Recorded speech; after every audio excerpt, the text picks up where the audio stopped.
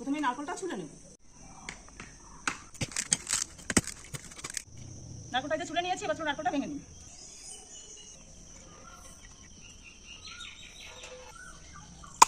বড় নারকেল হলে কিন্তু হবে না, এটা একটু মাঝারি সাইজের নারকেল। দেখুন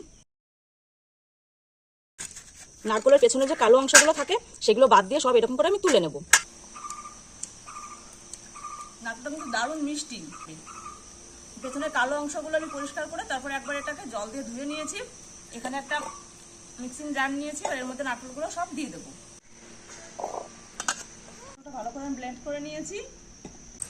এবার এটা একটা ছাঁকনির মধ্যে দিয়ে ছেঁকে নেব।